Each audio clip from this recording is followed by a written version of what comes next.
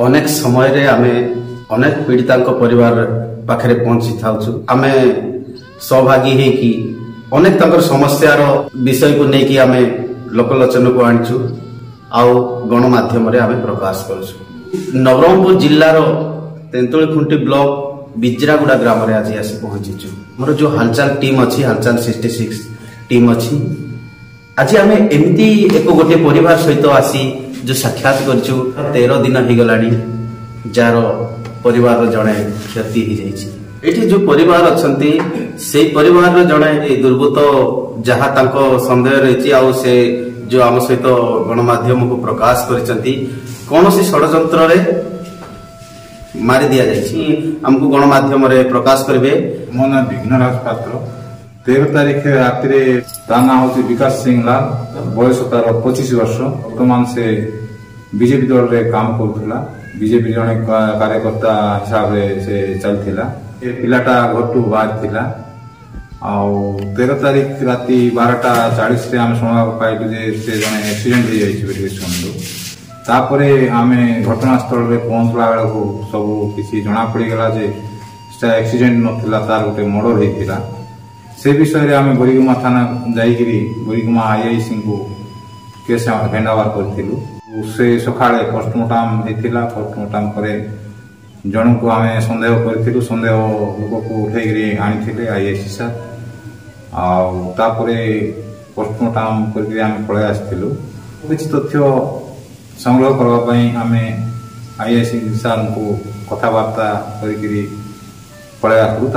घरे आम तो सब कांदवाड़े घर मातिक रहा आउ सिठू आम जापारू ना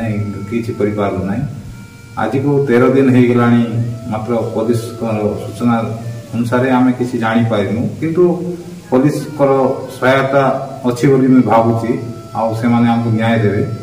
गोटे पिला बंची थिला से पिला को सिठू उठाई आनिकी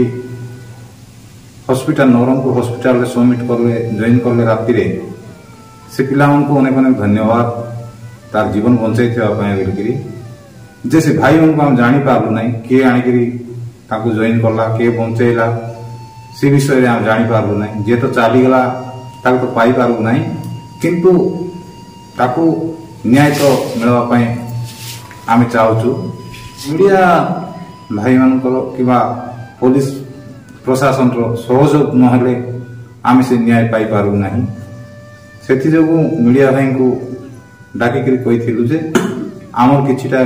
सहयोग करंतु बोलिकी आंबागुड़ा जाइला मुझे शुणी पार्टी से गोटे लव मैटर झील सागे संपर्क थिला मुझे शुणी पार्टी से झीलटा डाकी सीठी तार विश्वास करके पिलाटा बाहरी जाइए गला षड्यंत्र कर मारी बाबू तुम ना कौन गत दिन 13 दिन तले आपन जो ए घटना हितिला तो कौन हितिला से दिन स्टोरीटा कौन हिति चार मारले दुईटा गाड़ी ले आसी कर थेबाइले मारले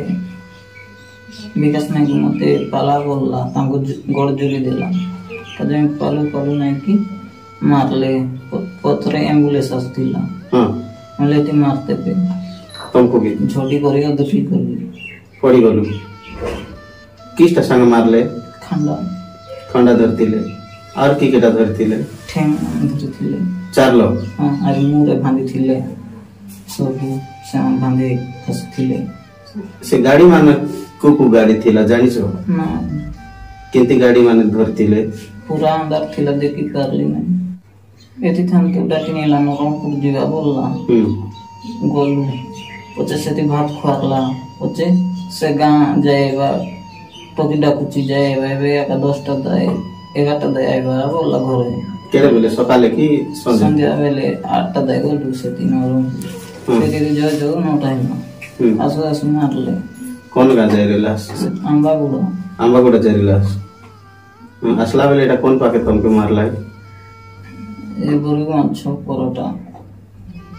बरगुमा छक आगे काय ग जानस नहीं जान तांको हृदयर कथा में जानिबा पय चेष्टा करथिलु को प्रकार षड्यंत्र हितिला एटे जहा सूचना मिलुची किछि षड्यंत्र रे ही एमानंकु मारि दिया जाइछि बोल जहा सूचना मिलुची आ दुर्गत जदी ଆକ୍ରମଣ କରେ, କିଛି ଗୋଟେ ନେଇକି ହିଁ ଆକ୍ରମଣ କରେ। ଆଜି ଏମିତି ପରିବାର ସହିତ ଆମେ ଭେଟ ହେଲୁ ଆଉ ତାଙ୍କ ହୃଦୟର କଥା ଆମେ ଜାଣିବା ପାଇଁ ଚାହିଁଲୁ ଯେ ପ୍ରକୃତରେ କଣ ହେଇଥିଲା। ନ୍ୟାୟ ନିଶ୍ଚିତ ଭାବରେ ମିଳିବ। ପୋଲିସ ପ୍ରଶାସନ ପୁରା ତତ୍ପରରେ ରହିଛନ୍ତି ଆଉ ନ୍ୟାୟ ବି ନିଶ୍ଚିତ ଭାବରେ ଦେବେ ବୋଲି ପରିବାରଙ୍କର ଆଶା ରହିଛି। କୋରାପୁଟ ଏସ୍ଙ୍କ ସହିତ ବି କଥା ହେଇଥିଲୁ, ବରିଗୁମା ଆଇଆଇସିଙ୍କ ସହିତ ବି କଥା ହେଲୁ, ନବରଙ୍ଗପୁର ଏସ୍ପିଙ୍କ ସହିତ ବି କଥା ହେଲୁ। ନିଶ୍ଚିତ ଭାବରେ ସେ ତଦନ୍ତ କରି